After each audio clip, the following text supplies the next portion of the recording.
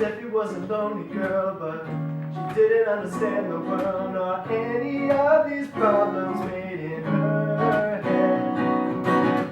Like a phone without a satellite, she saw the world in black and white. She leaves her problems buried in her bed.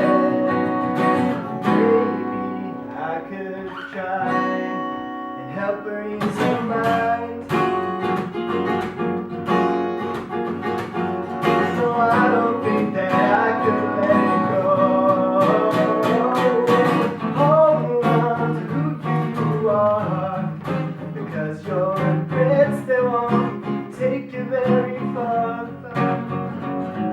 And hold on to what you got inside, and know that you'll be loved no matter what's in life.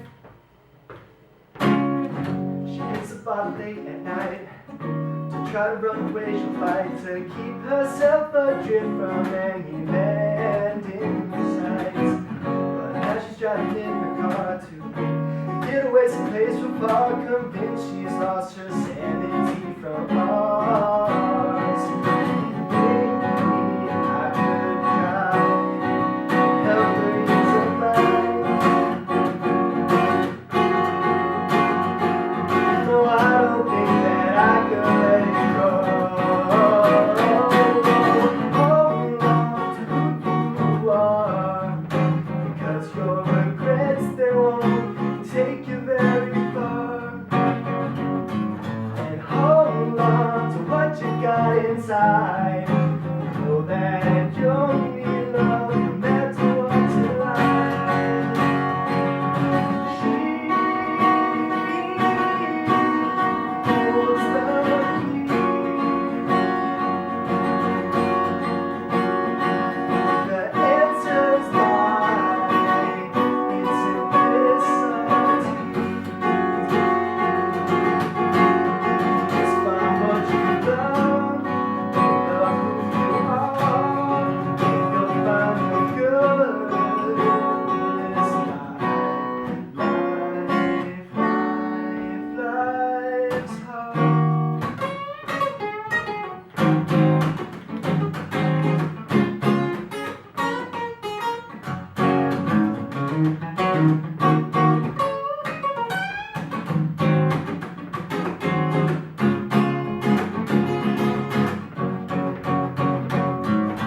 hold on to who you are, because your regrets, they won't take you very far. And hold on to what you got inside. Know that you'll be loved no matter what's in life. And hold on to who you are, because your regrets, they won't take you very far. And hold on to what you got inside, and know that you'll be loved no matter what in life.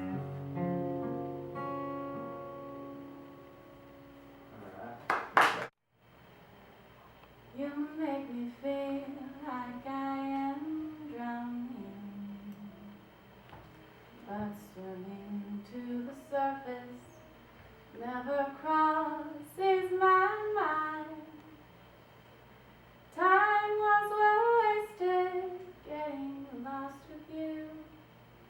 My broken memory clings to fragments fading quickly.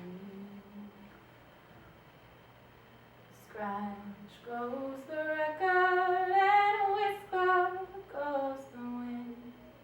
Time slows but passes by so suddenly. Cigarette kisses and midnight strolls painted in my dreams like a tattoo.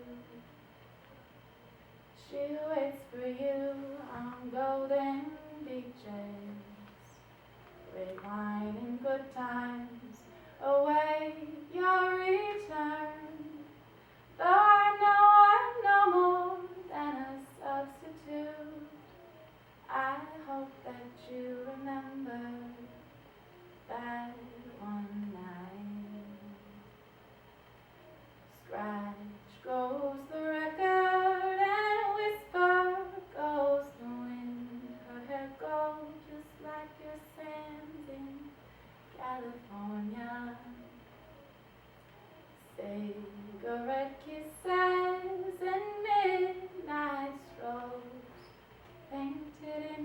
drinks like a tattoo.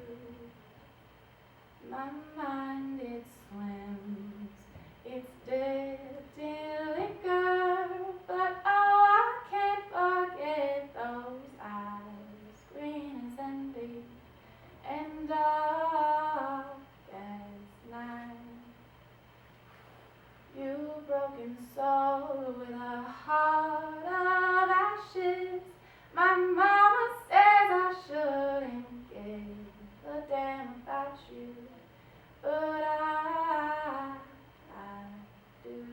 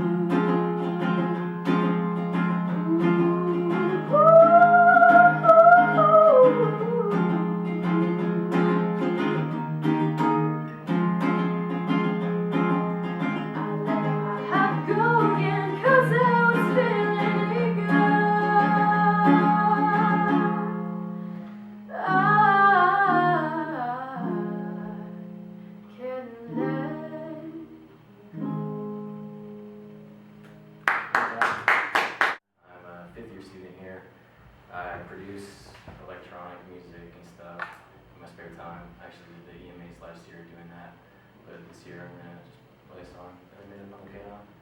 Cool.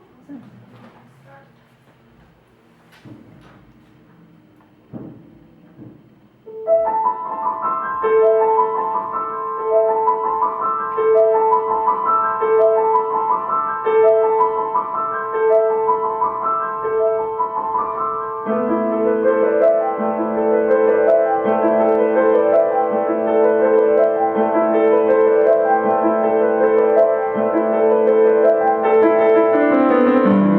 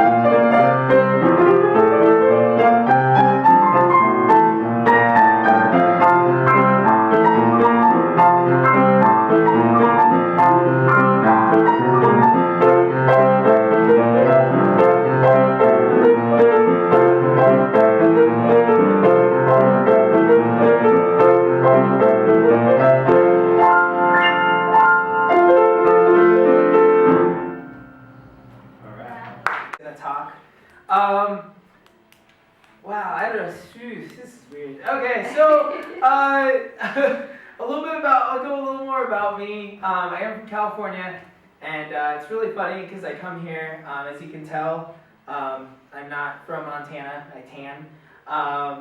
Big thing is, I am, a lot of people, they try to figure out my nationality. Like, if you look at me, you might think I'm Italian. You smell me, you might think I'm Arab. But really, I know teachers are going to be like, that's racist. Like, it's true. But really, I'm half Hispanic and half white. The best part is actually the fact that I'm half Hispanic, and the best part is my last name is the white part, so I can actually get a real job.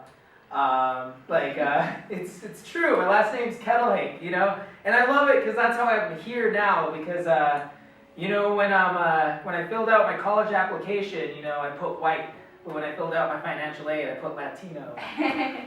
So I'm here on a scholarship, by the way.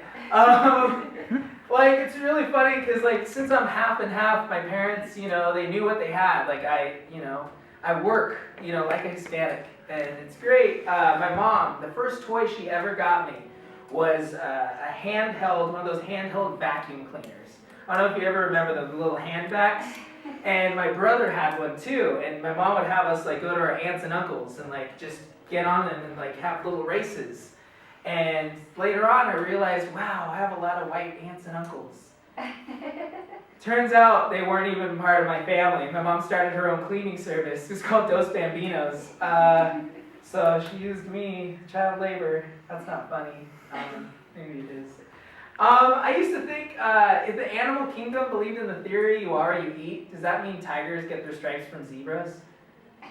It's cute, right? And does that explain why Snooki's been acting like a dick? Yeah, there we go. All right, we'll loosen this up. First time I ever moved here in Montana, I got appendicitis.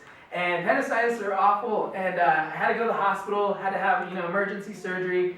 And the first thing they had to do is they had to give me what do you call it? Not a lobotomy.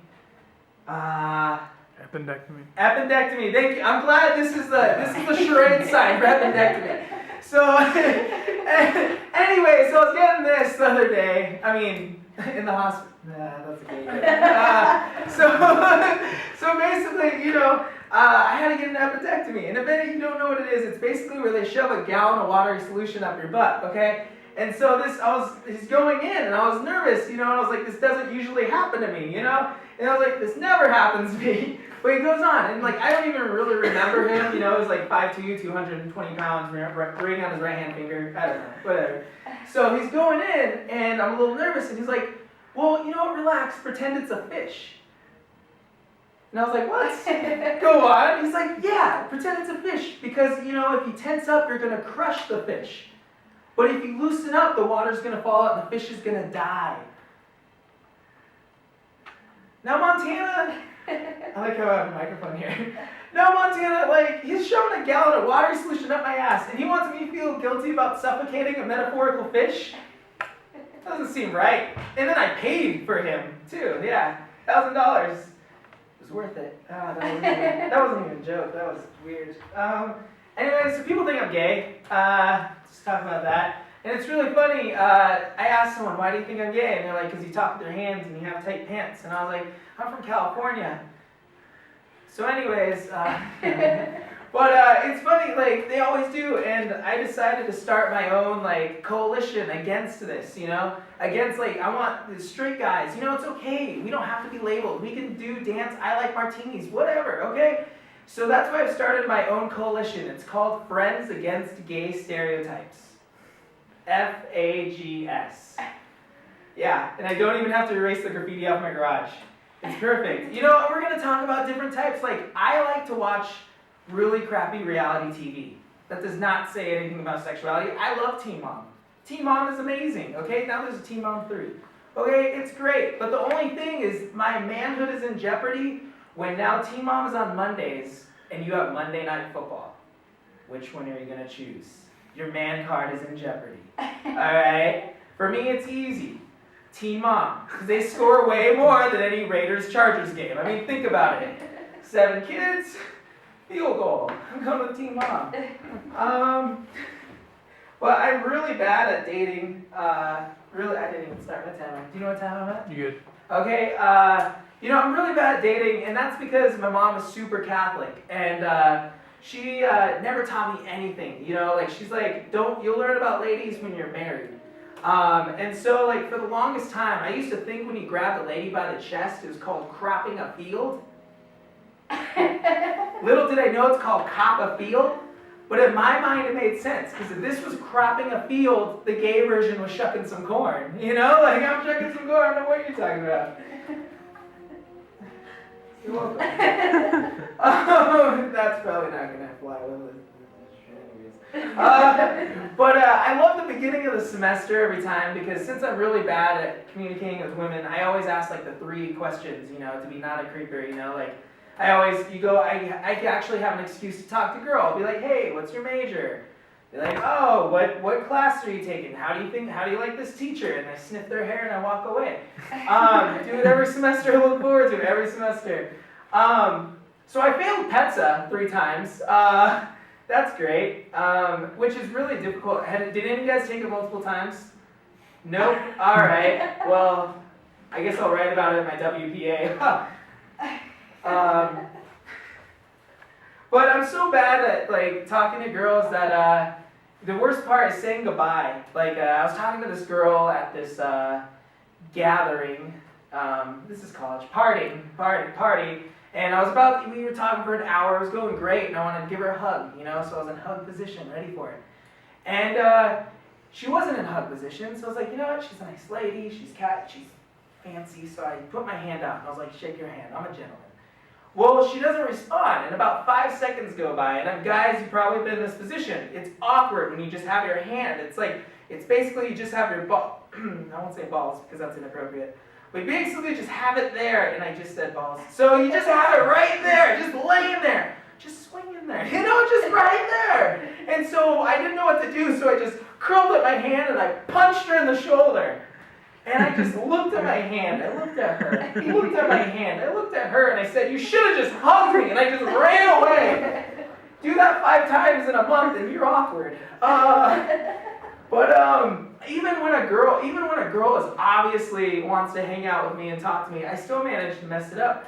I was doing a comedy show in Calgary, Canada, and after my show, this woman, she was an older woman, she's like, you know, I've never had a Mexican before. She's like, I have a hot tub and I'll take you to the zoo, let's go.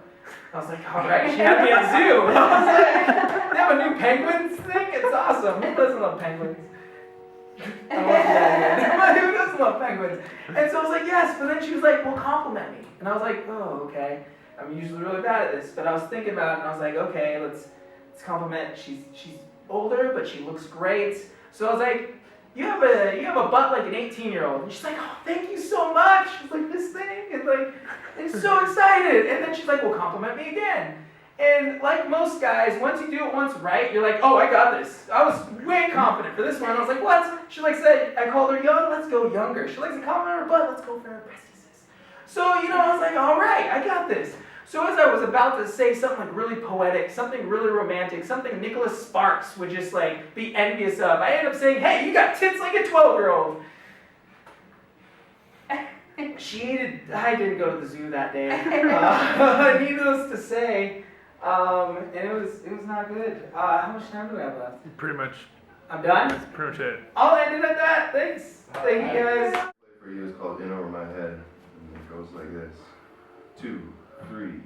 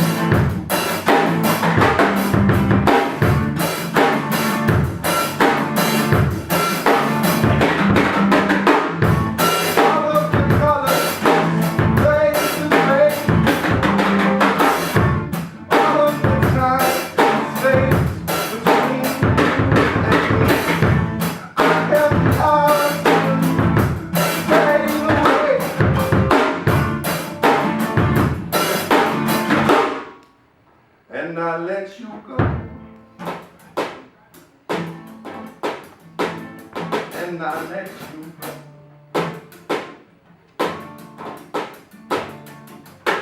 Cause you're holding my heart hostage.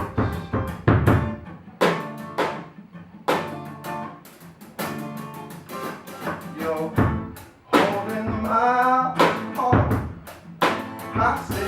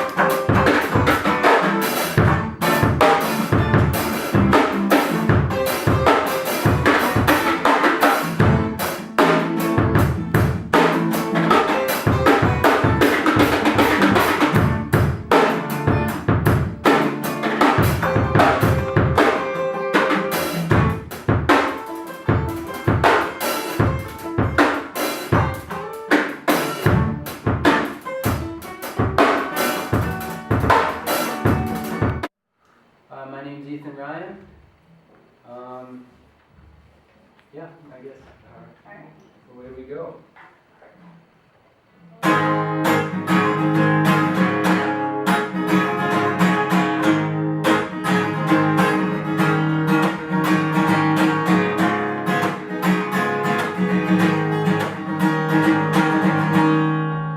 Wyoming plates on my Chevy and on that fence with blue.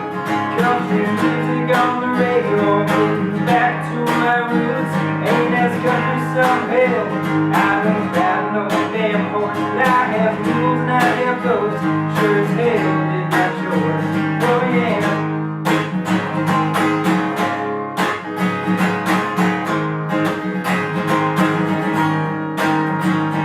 The prairie and the mountains burn like getting up at the city. There's no people and no problems, just me and nature's tranquility. Don't get off on no tractor, blow chewing tobacco ain't for me. But I'll pick wrestle with the best of them, on that I can't agree. Oh no, I ain't as country son. But I got a blonde hair, green eyed girl in my mind. I got a sweat stain hat that I can't get behind. Like ready to get dirty when the times are getting hard. Oh, I'll give a pour up that annual swing dance. Lie down back to the midnight romance. Get a little crazy with some candy VAR. And I ain't as country son. Oh no, but I'm a country boy at heart.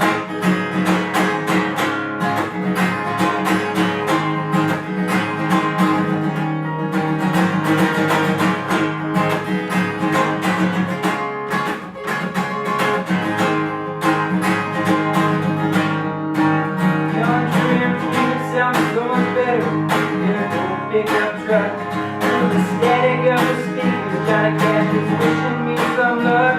When I'm picking up that green eyed girl, I have sweet intentions. After a couple of beers, kiss my hat, and I don't care to mention. Oh Lord, I ain't as country son. But I got a blonde hair, green eyed girl in my mind. I got a sweat stained hat that I can't leave behind. I'm ready to get dirty when the times are getting hard. Oh, I still pour up that English and dance. Ride down the back of the midnight romance. Get a little crazy when we can't believe we are. And I ain't as country son. Oh no, I ain't as country son. Oh no, but I'm a country boy at heart.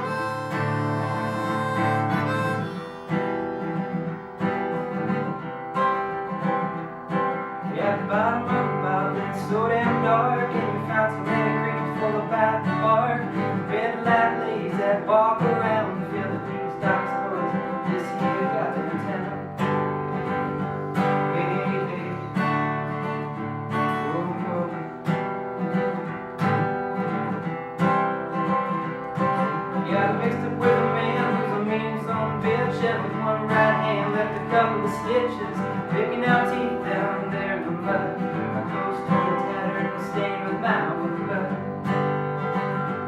Hey, hey.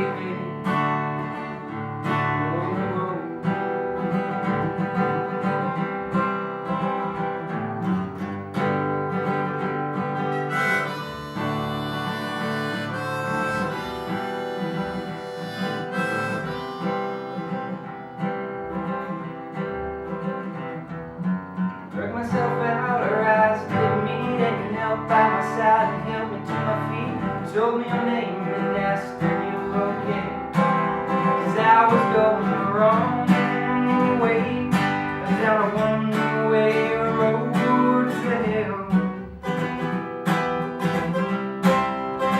They pulled me up by my bootstraps, they picked me up after I fell from the fire and the flames to the blue sky day. It was you, girl, you saved me.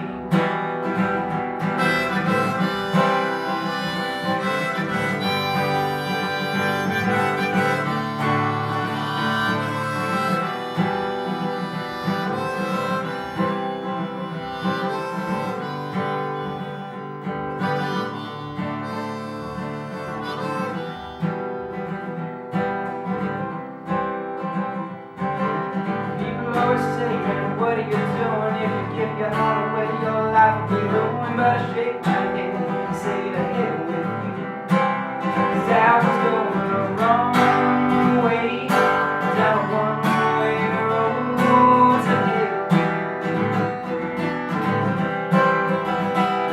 You put me up by my bootstraps, you picked me up after I fell from the fire and the flames to the blue sky day.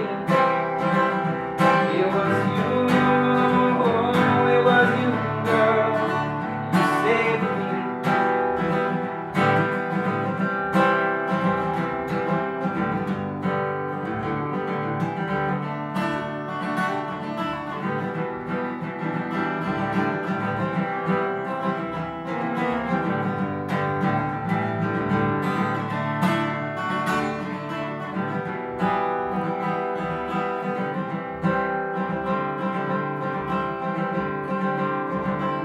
None of that matters, 'cause you showed me how to change from a ghost of a man who now I find so strange to a man with principles who now is grown from times of darkness. Now is going the wrong way, down a one-way road to hell. You pulled me up by my bootstraps, you picked me up after I fell from the fire and the flames. Oh, to the blue sky day. It was you, girl, you saved me.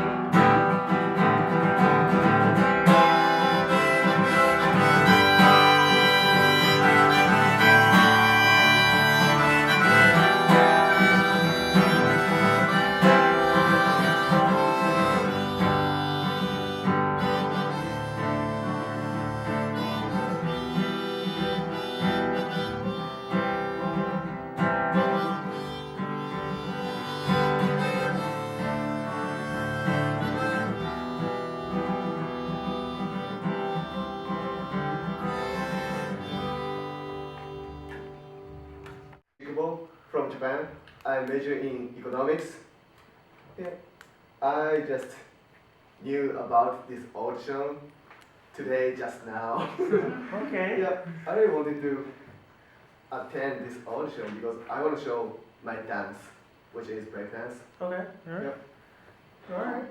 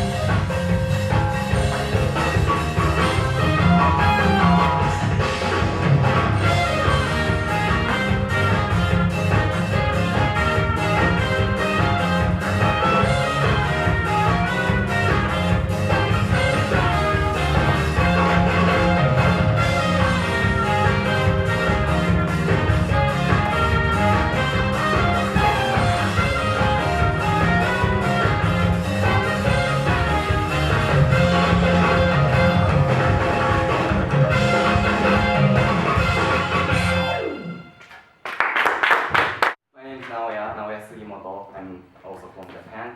Then, yeah, my profession is the same as him. So, Yes. Yes.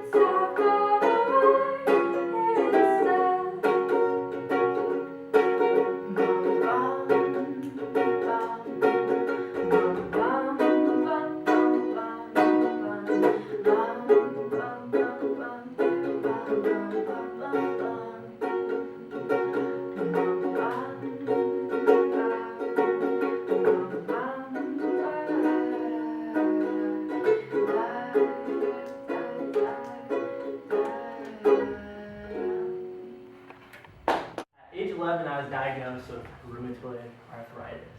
At a time where I'm worried about when my first armpit hair is going to grow in, my mom was worried about why my ankles are swollen up.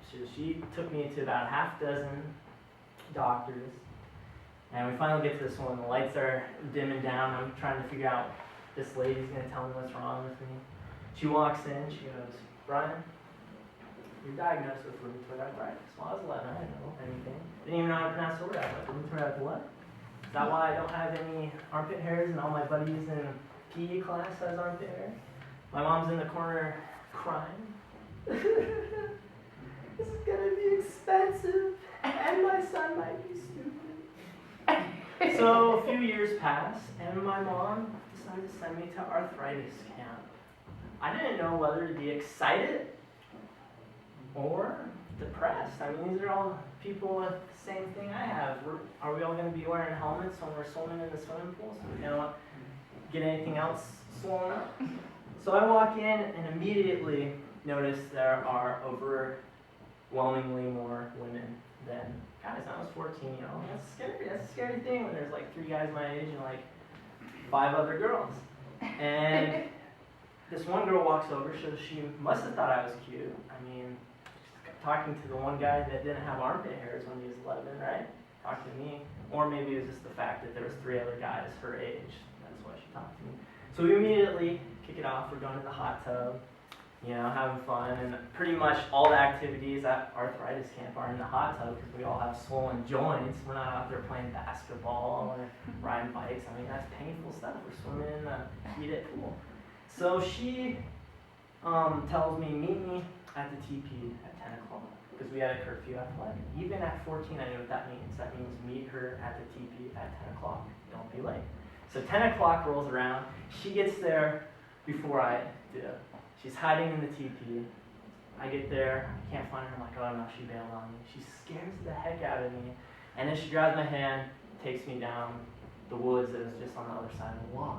I didn't know whether to be even more freaked out or turned on by this, because what if a bear or moose comes out? I mean, this is Montana. How am I going to limp away from her? I mean, she's either going to trip me or limp faster than me, and she's not limping faster than me. I mean, I'm going to limp faster than her, right? So we get to the end of the forest, and there's this tree house, and she grabs a blanket, she goes, follow me. I'm like, holy cow. I might get my first kiss. I'm like freaking out. We're going to back this story up a little bit. We're going to put it on pause.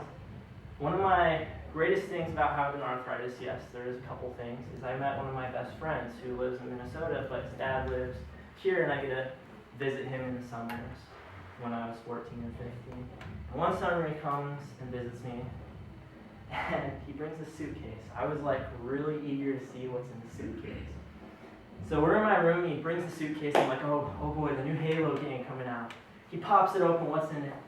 These pink furry bras. And he's like, Brian, I'm going to teach you something. I'm like, oh no. Oh no, I don't know what you're doing in Minnesota. I don't know. He's like, Brian, it's okay. I'm going to teach you something that's going to be beneficial in your next couple of years in high school. I'm going to teach you how to take off a bra. So he's putting on this bra, and he's about to teach me how to take this bra off. And my mom opens the door, and as fast as the door opened, it slammed shut. My friend's like, what was that? And I'm like, oh no. Breakfast is going to be very long tomorrow. So he proceeds to show me the gift to take off the bra. Next morning he leaves. I'm at breakfast eating cereal. My mom walks out. Brian, you have something to tell me? No? It's okay. Did you guys touch? No, we didn't touch. It's okay. He's telling me how to take a bra off. It's okay. He's showing me this. It's like, Brian, if you want to talk, it's okay. Anyway, back to the treehouse. We're walking. She's leading me in. I'm thinking about my first kiss. I text my buddy because we were like best friends. I'm like, oh my God, this girl's taking me to the treehouse. Am I gonna kiss her? She texts me back. Don't forget the special gift. Wink, wink. So I'm in this treehouse. I'm like, I don't even know how to talk to her. I'm like, so the stars are.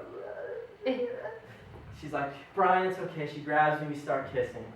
every girl in the world knows when that guy is tickling up the back to make their way to the bra to take it off.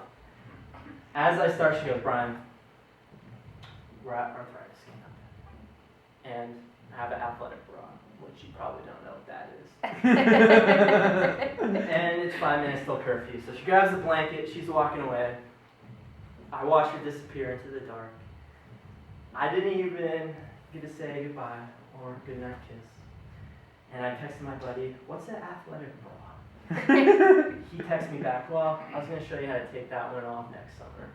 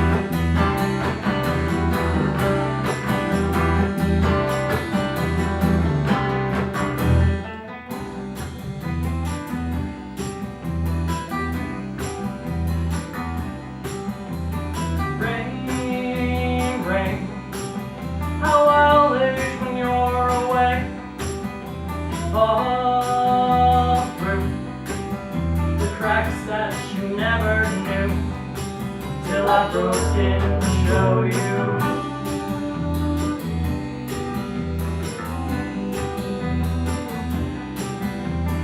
All space, beauty in its own way. I could fade forever, forever in its shallow wake. but it's darkened by clouds and gray that say you're not here to stay. Anyway, come place and see. When will you come back to me? I ain't taking you home, but you seem so eager to go. When all I see in you is opportunity, don't leave me alone. Don't leave me alone.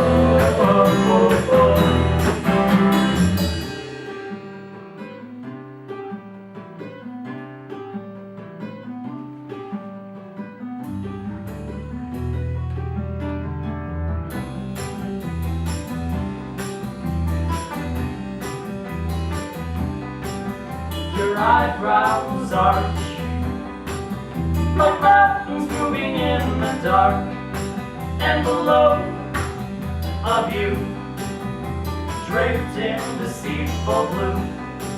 Does it matter how it looks to me when eastbound is where you're free? Come place and see. When will you come back to me? I ain't taking you home, but you seem so eager to go. When all I see in you is opportunity, don't leave me alone. Don't leave me alone. Yeah.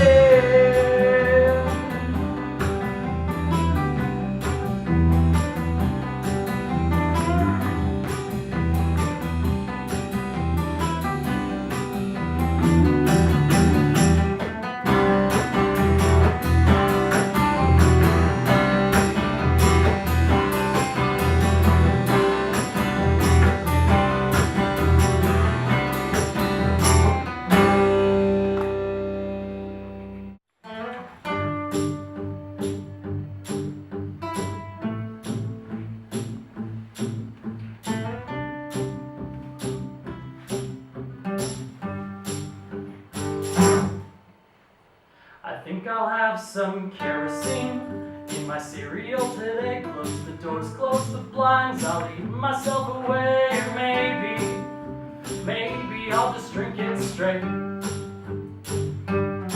I know you must think it's a little bit weird that I'm drinking kerosene instead of beer. I know you're saying to yourself, This guy's nuts. since I spilled my guts literally on the table. Because I'm having such a great night. Why don't I just eat some matches for snacks? I hope all these flammable don't upset my stomach, sick and myself. Feeling so incredible. If I go real fast and I'll dodge the bullet, I'm feeling so invincible. If I go real fast, I'll feel the consequence. I think I'll have some C4 for my main course, though the heartburn might not have any remorse. But of course, that's what they invented Tums for. I think I'll wash it out with some mechanical oil on the rock so to not make my blood boil. I know you're saying to yourself, Hey, he's gonna explode at this rate! but oh no, I'm never gonna detonate. Because I'm having such a great night. Why don't I just eat some matches for snacks? I hope all these flammable don't upset my stomach, sick and myself. Feeling so incredible. If I go real fast, then I'll dodge the bullet. I'm feeling so invincible. If I go real fast, I'll